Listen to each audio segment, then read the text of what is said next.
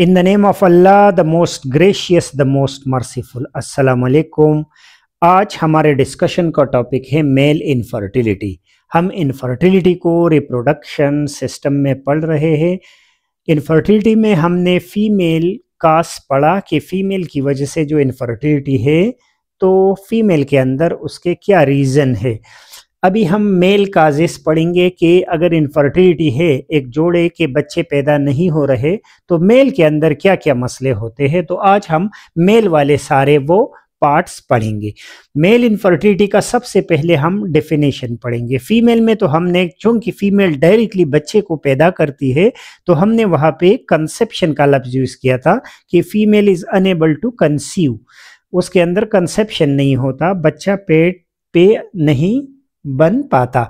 लेकिन यह चूंकि मेल का डायरेक्ट बच्चा पैदा करना नहीं है, लेकिन उसमें कंट्रीब्यूशन है, तो हम मेल के लिए ऐसे इसको डिफाइन करेंगे। इस डिफिनेशन के लिए मैंने थोड़ा सोचा, क्योंकि आपके बुक में लिखा है कि male is unable to produce offspring, तो वो तो हमने फीमेल के लिए वो डिफिनेशन बताया था। मेल के लिए अगर हम ऐसा बताए तो ये सबसे ज़्यादा स्टैंडर्ड आएगा कि a condition where a man is unable to make a fertile female pregnant, कि अगर एक फीमेल फर्टाइल है, उसके अंदर ये सलाहियत है कि वो बच्चे पैदा करे, लेकिन ये जो मेल है वो उसको प्रेग्नेंट नहीं कर पाता, मेल की वजह से वो प्रेग्नेंट नहीं हो पा रहा, इसीलिए इस मेल को हम स्टीराइल कहेंगे या इनफर्टाइल कहेंगे। ये इसकी डेफिनेशन हो गई।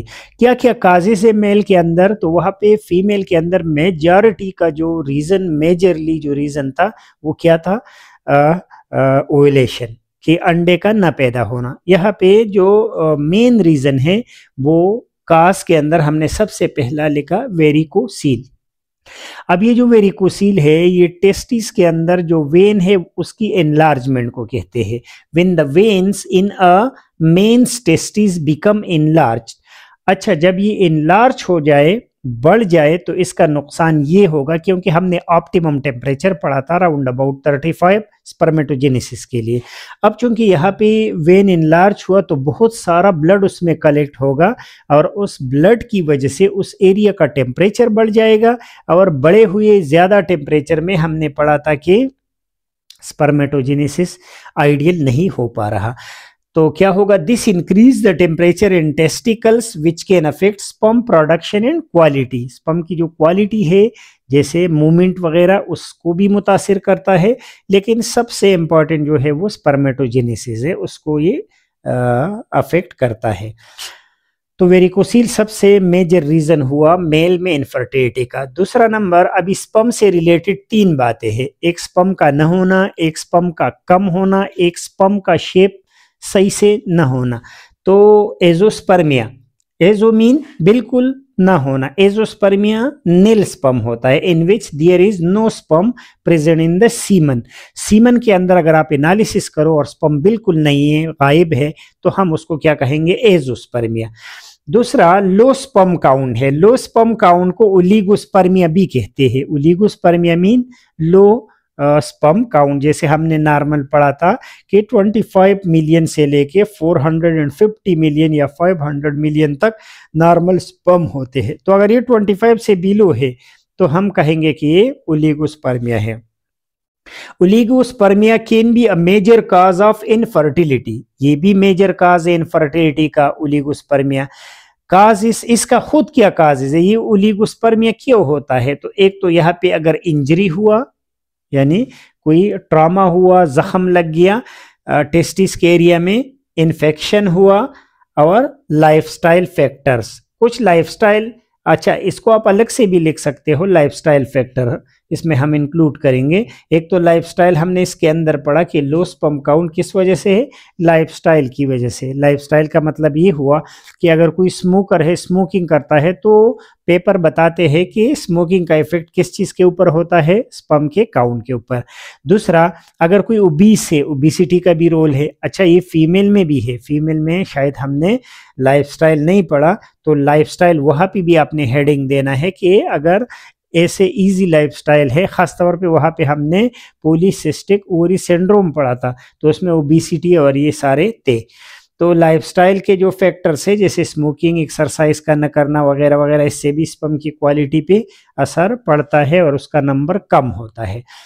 चौथे नंबर पे इंजरी, अगर जख्म हो जाए, डैमेज टू रिप्रोडक्टिव सिस्टम, अगर रिप्रोडक्टिव सिस्टम में कोई डैमेज हो जाए, कोई जख्म लग जाए, जैसे कोई गेंद टेस्टिस के ऊपर लगा और वहाँ पे इंजरी हुआ, तो ये कंडीशन हो सकता है।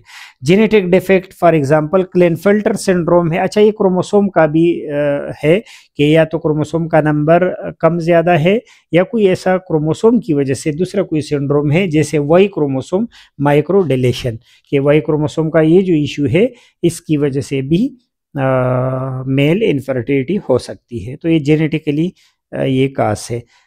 इसमें या तो कंप्लीट ये बच्चा पैदा नहीं कर पाता या बहुत थोड़े बच्चे पैदा हो जाते हैं और फिर चांसेस होते हैं कि ये इनफर्टाइल हो।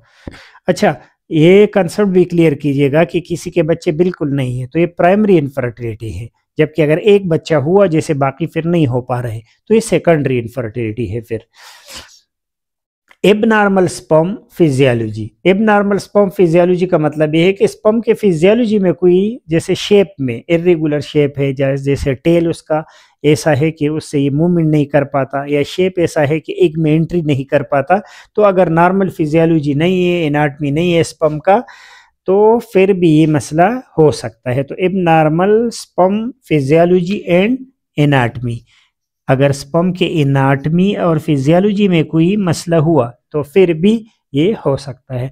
सिस्टिक फाइब्रोसिस एक कंडीशन है, ऑटो इम्यून डिजीज है, जो कि इसकी वजह से स्पर्मेटिक डक्ट ब्लॉक हो जाते हैं, तो सिस्टिक फाइब्रोसिस भी एक रीज़न हुआ। हार्मोनल इम्बैलेंस, अच्छा हार्मोनल इम्बैलेंस, वहाँ पे हमने 4 हार्मोन की बात की थी फीमेल में, जबकि इस मेल फैक्टर में हम टेस्टोस्टेरोन और बाकी जो एंड्रोजन है उसकी बात करेंगे, लेकिन सबसे इंपॉर्टेंट जो है वो टेस्टोस्टेरोन है।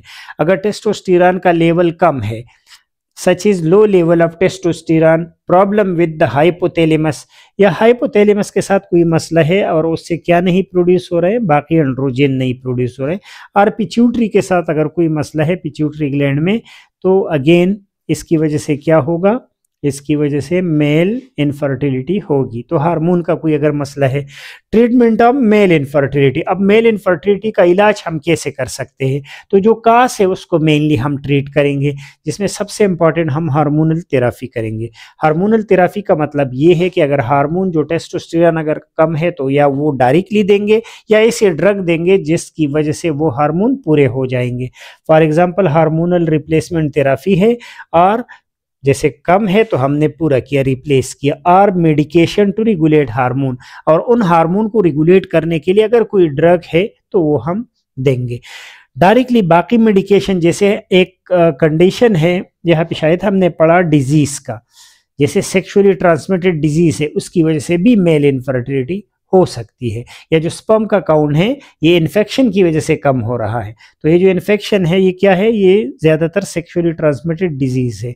या बाकी कंडीशन जैसे थायराइड के साथ अगर कोई मसला हुआ तो उसके लिए हम फिर मेडिकेशन देंगे, मेडिकेशन टू ट्रीट इन्फेक्शन और condition that affect sperm quality.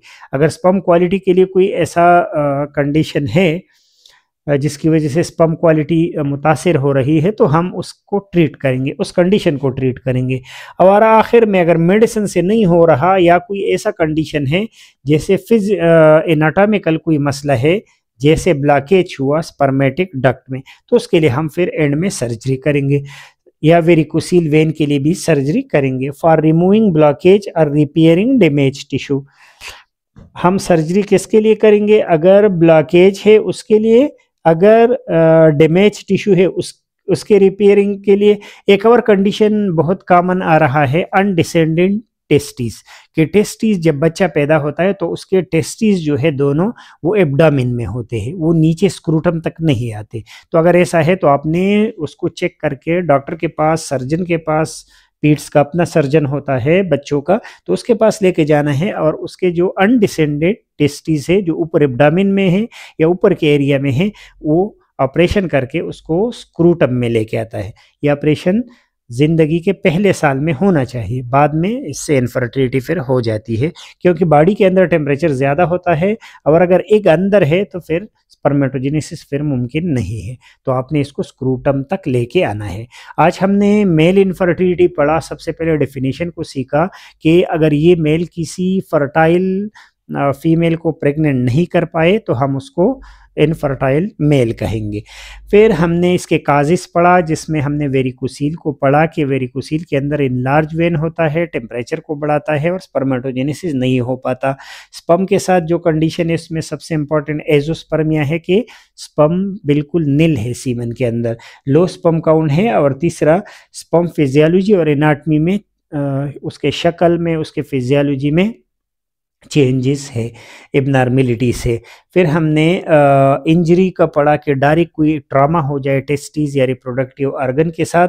Genetic defect का हमने जिक्र किया कि कोई क्रोमोसोमल एबनॉर्मेलिटी है। फिर हमने cystic fibrosis auto immune disease है उसका पढ़ा कि उसकी वजह से कोई ब्लॉकेज है।